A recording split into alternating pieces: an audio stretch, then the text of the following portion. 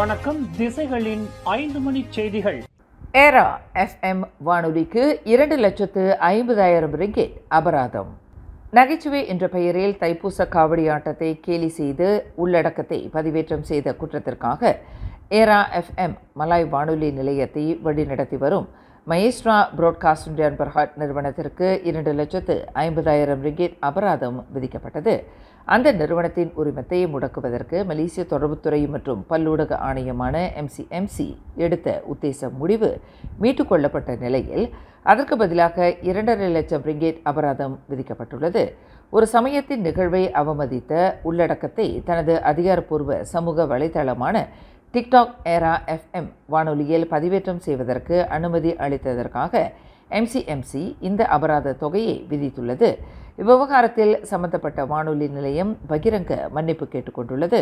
அதேவேளையில் era FM Malay வானொலி நிலையத்தை வழிநடத்தும் மயேஸ்ட்ரா பிராட்காஸ்ட் இந்தியா பர்ஹாட் நிறுவனத்தின் உரிமம் ரத்து செய்யப்படுமானால் அந்த உரிமத்தின் கீழ் செயல்படும் ஸ்டேஷன் ரேடியோ மெலடி மற்றும் மிக்ஸ் எஃப்எம் ஆகிய வானொலி நிலையங்களும் முடக்கப்படும் அபாயம் இருப்பதாக சம்பந்தப்பட்ட நிறுவனம் தனது மேல்முறையீட்டில் தெரிவித்துள்ளதாக MCMC தெரிவித்துள்ளது. அந்த நிறுவனத்தின் மேல்முறையீட்டை கருத்தில் கொண்டு லைசன்ஸ் முடக்கத்திற்கு பதிலாக அபராதம் விதிக்கப்பட்டுள்ளதாக MCMC ஓர் அறிக்கையில் தெரிவித்துள்ளது. கிள்ளான் பள்ளத்தாக்கில் ஒரு வீட்டில் 177 மில்லியன் ரிங்கெட் ரொக்கப்பணம் மற்றும் தங்கக்கட்டிகள் மீட்கப்பட்ட சம்பவம் தொடர்பில் முன்னாள் பிரதமர் டத்தோஸ்ரீ இஸ்மாயில் சப்ரி யாக்கூப்பிடம் மலேசிய ஊழல் தடுப்பு ஆணையமான SPRM விசாரணை நடத்த முடியுமா என்பது குறித்து மீண்டும் சந்தேகம் வலுத்துள்ளது. சுபாஞ்சயாவில் உள்ள ஒரு தனியார் மருத்துவமனையில் அனுமதிக்கப்பட்டுள்ளதாக கூறப்படும் இஸ்மாயில் சப்ரி யாக்கூப்பிற்கு வழங்கப்பட்டுள்ள மருத்துவ விடுப்பு நாளை மார்ச் 12ஆம் தேதியுடன் முடிவடைகிறது. மார்ச் 13ஆம் தேதி காலையில் புத்ராஜயாவில் உள்ள SPRM தலைமையகத்தில் நடைபெறும் விசாரணையில் இஸ்மாயில் சப்ரி ஆஜராக வேண்டும். எனினும் அவர் ஆஜராகுவாரா அல்லது அவரின் மருத்துவ விடுப்பு நீட்டிக்கப்படுமா என்ற ஐயங்கள் எழுந்துள்ளன. காரணம், இஸ்மாயில் சப்ரியின் உடல்நிலையை உறுதிப்படுத்த இயலவில்லை என்று அந்த முன்னாள் பிரதமரை கவனித்து வரும் மருத்துவர் ஒருவர் தெரிவித்துள்ளார். வரும் வியாழக்கிழமை SPRM விசாரணையில் இஸ்மாயில் சப்ரி ஆஜராக முடியாமல் போகுமானால் அவருக்கு எதிரான விசாரணை ஒத்திவைக்கப்படுவது இது 2வது முறையாக இருக்கலாம்.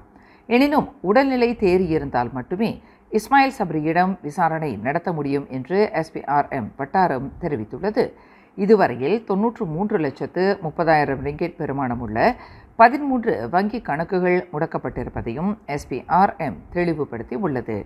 மில்லியன் கணக்கில் கட்டுக்கட்டாக பணம் மீட்கப்பட்டது தொடர்பில் அந்த பணம் யாருக்கு சொந்தம், எப்படி கிடைத்தது என்று 2 கேள்விகள் மட்டுமே இஸ்மாயில் சப்ரியிடம் SPRM நடத்தவிருக்கும் விசாரணையில் அவரின் தலைக்கு மேல் தொங்கும் கத்தியாக உள்ளது. சமய விவகாரம் மீதான சர்ச்சையை தொடர வேண்டாம் என்று மஇகா தேசிய துணைத் தலைவர் டத்தோஸ்ரீ M சரவணன் எடுத்துள்ள முடிவு நாட்டின் நல்லிணக்கத்தையும் ஒற்றுமையையும் பேணுவதில் ஒரு சரியான முடிவை எடுத்துள்ளார் என்று தேசிய ஒற்றுமைத்துறை அமைச்சர் டத்தோ ஏரன் அகுடாகாங் இன்று வர்ணித்துள்ளார்.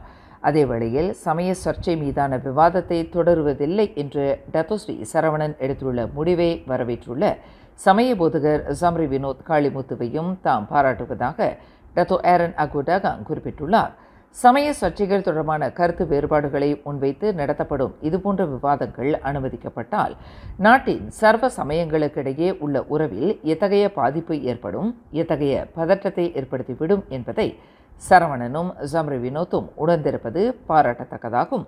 அதேவேளையில் பல்லினத்தவர் பல சமயத்தவர் என பன்முக கலாச்சாரத்தை பின்னணியாக கொண்ட ஒரு நாட்டில் மக்களிடையே ஒற்றுமையும் நல்லிணக்கமும் எவ்வளவு முக்கியம் என்பதை அனைத்து தரப்பினருக்கும் இச்சம்பவம் நினைவுறுத்தியுள்ளது என்று டத்தோ ஏரன் அகுடாகாங் குறிப்பிட்டார். DAP-யின் உயர்மட்ட பதவிகளுக்கான மத்திய செயற்குழு தேர்தல் நடைபெறுவதற்கு இன்னும் 5 நாட்களே எஞ்சியுள்ள வேளையில் நக்ரிசம்பிலான் மாநிலத்தில் DAP-யின் முக்கிய தூண்களில் ஒருவரான மாநில ஆட்சிக்குழு உறுப்பினரும் ரொப்பா சட்டமன்ற உறுப்பினருமான வீரப்பன் சுப்பிரமணியம் மத்திய செயற்குழு பதவிக்கு போட்டியிட களத்தில் குதித்துள்ளார். நக்ரிசம்பிலான், தம்பின், புக்கிட் ரோக்கான், ஃபெல்டா நிலக்குடியேற்றவாசியின் மகனான வீரப்பன் 6ஆம் படிவ கல்வியை முடித்துக்கொண்டு லண்டனுக்கு சென்று தமது சட்டக்கல்வியை வெற்றிகரமாக முடித்தவர். 2000ஆம் ஆண்டு சுரம்பானின் வழக்கறிஞராக தொழிலை தொடங்கிய பின்னர் தமது தேர்வுக்குரிய கட்சியான நெகிரி சம்பிலான் TAPயில் 2004ஆம் ஆண்டு ஓர் உறுப்பினராக தம்மை பிணைத்துக் கொண்டவர் வீரப்பன். தமது அரசியல் குருவான DAPயின் பொதுச் செயலாளர் ஆந்தனி லாக் நெகிரி சம்பிலான் மாநில தலைவராக பொறுப்பேற்ற போது தொழில்துறை சார்ந்த நிபுணர்களை தேர்தலில் போட்டியிடச் செய்ய வேண்டும் என்று விரும்பினார். அந்த வகையில் தம்முடன் பேச்சுவார்த்தை நடத்திய ஆந்தனி லாக் 2008ஆம் ஆண்டு பொதுத் தேர்தலில் தம்மை தம்பின் நாடாளுமன்றத்திற்கு உட்பட்ட 3 சட்டமன்றங்களில் ஒன்றான ரப்பா தொகுதியில் TAP வேட்பாளராக நிறுத்தியதாக வீரப்பன் மனம் திறந்தார். அப்போது ரப்பா தொகுதியில் ஒரே ஒரு DAP கிளை மட்டுமே இருந்தது. போதுமான பலமும் இல்லை. இருந்தபோதிலும் இருக்கின்ற ஆதரவாளர்களை கொண்டு தேர்தல் பிரச்சாரத்தில் ஈடுபட்ட போது சற்றும் எதிர்பாராத நிலையில் அத்தொகுதியில் வெற்றி பெற்றதாக 50 வயதான வீரப்பன் குறிப்பிட்டார். 550 வாக்குகள் வித்தியாசத்தில் முதல் முறையாக ரப்பா சட்டமன்ற உறுப்பினராக தாம் தேர்ந்தெடுக்கப்பட்டதாக வீரப்பன் நினைவு கூர்ந்தார். அதன் பின்னர் DAPயை வலுப்படுத்தும் வகையில் ரப்பா தொகுதிகளில் கிளைகளை அமைப்பதில் தாம் தீவிர கவனம் செலுத்தியதன் பலனாக 2013ஆம் ஆண்டு பொதுத் தேர்தலில் 1800 வாக்குகள் வித்தியாசத்திலும் அதன் பின்னர் 2018ஆம் ஆண்டு பொதுத் தேர்தலில் சுமார் 5000 வாக்குகள் வித்தியாசத்திலும் தாம் வெற்றி பெற்றதாக வீரப்பன் குறிப்பிட்டார். இதேபோன்று ஆக கடைசியாக கடந்த 2023ஆம் ஆண்டு ஆகஸ்ட் மாதம் நடைபெற்ற பொதுத் தேர்தலில் ரப்பா தொகுதியில் 4வது முறையாக போட்டியிட்ட தாம் கிட்டத்தட்ட 6000 வாக்குகள் வித்தியாசத்தில் வெற்றி பெற்றதாக வீரப்பன் கூறுகிறார். DAP சட்டமன்ற உறுப்பினராக 4 தவணை காலம் இருந்து வரும் தாம் கட்சியை அடுத்த கட்ட நிலைக்கு கொண்டு செல்ல முற்படும் கட்சியின் பொதுச் செயலாளர் ஆந்தனி லாக்கின் கரங்களை வலுப்படுத்தவே வரும் மார்ச் 16ஆம் தேதி நடைபெறவிருக்கும் கட்சி தேர்தலில் மத்திய செயற்குழுவிற்கு போட்டியிடவிருப்பதாக வீரப்பன் தெரிவித்தார். Salam Malaysia Madani, salam perpaduan, salam Negeri Sembilan Bersih, Muafakat Sejahtera. Saya YB Weerapan Subramaniam.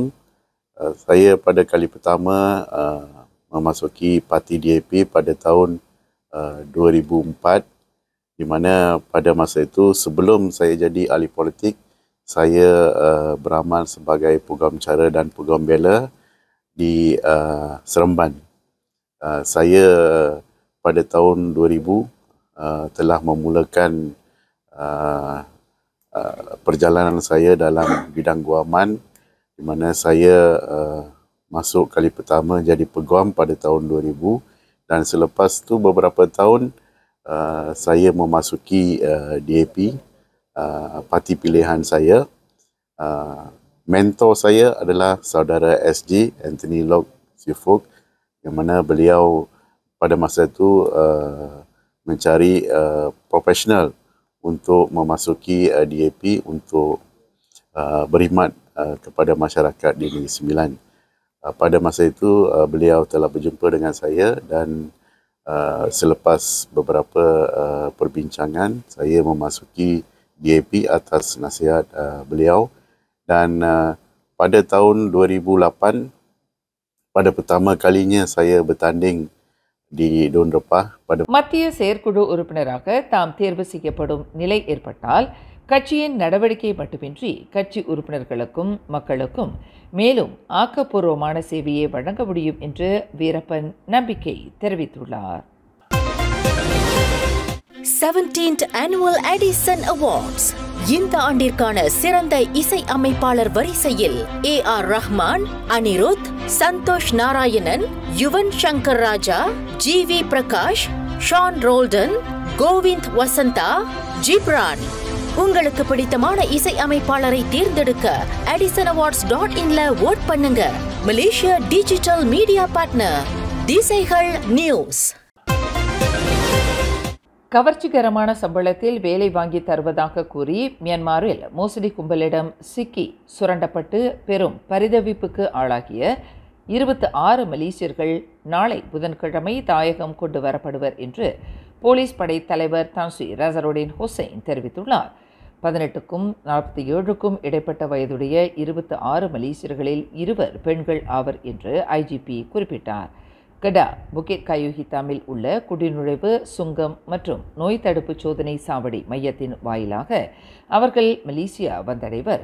Thailand தலைநகர் பேங்காக்கில் உள்ள மலேசிய தூதரகம் தாய்லாந்து அரசாங்கத்துடன் நடத்திய பேச்சுவார்த்தையின் பலனாக மியான்மரிலிருந்து 26 மலேசியர்களையும் மீட்க முடித்ததாக ஐஜிபி குறிப்பிட்டார். கடந்த ஆண்டு டிசம்பர் மாதம் கோலாலம்பூரில் நடைபெற்ற ஒரு பேரணியின் போது பெண் புகைப்படக்காரரை நோக்கி ஆபாச செய்கையை காட்டியதாக போலீஸ்காரர் ஒருவர் கோலாலம்பூர் மேஜிஸ்ட்ரேட் நீதிமன்றத்தில் இன்று குற்றச்சாட்டப்பட்டார். 33 வயது முகமது ஃபாரிஸ் அரிஃபின் தாயித் என்ற அந்த போலீஸ்காரர் கடந்த 2024ஆம் ஆண்டு டிசம்பர் 13ஆம் தேதி பிற்பகல் 3:58 மணியளவில் கோலாலம்பூர் ஜலான் துன் ரசாக் சாலையில் ஒரு கட்டிடத்தின் முன்புறம் இக்குற்றத்தை புரிந்ததாக நீதிமன்றத்தில் தெரிவிக்கப்பட்டது.